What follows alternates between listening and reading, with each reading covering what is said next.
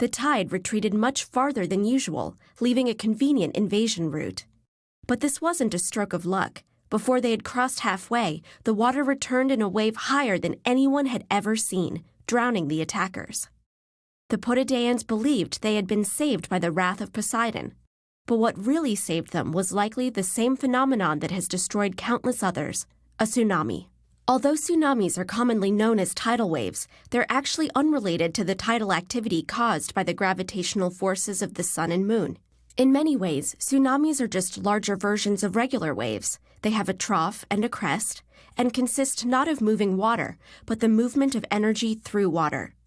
The difference is in where this energy comes from. For normal ocean waves, it comes from wind. Because this only affects the surface, the waves are limited in size and speed. But tsunamis are caused by energy originating underwater, from a volcanic eruption, a submarine landslide, or most commonly, an earthquake on the ocean floor, caused when the tectonic plates of the Earth's surface slip, releasing a massive amount of energy into the water. This energy travels up to the surface, displacing water and raising it above the normal sea level. But gravity pulls it back down, which makes the energy ripple outwards horizontally. Thus, the tsunami is born, moving at over 500 miles per hour.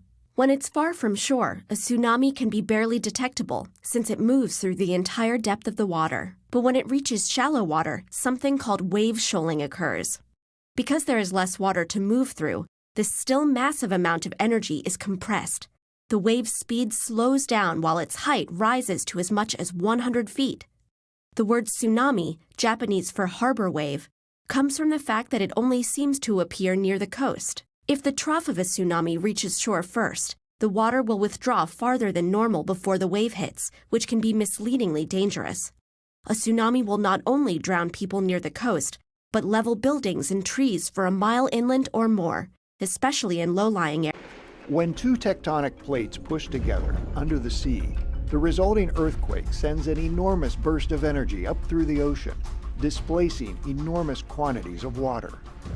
With the upward motion, a series of waves expands in all directions.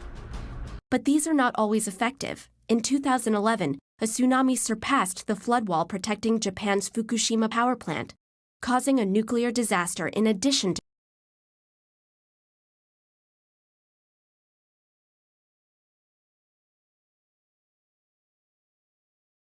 coastal cities, people knew what to do next: run to higher ground.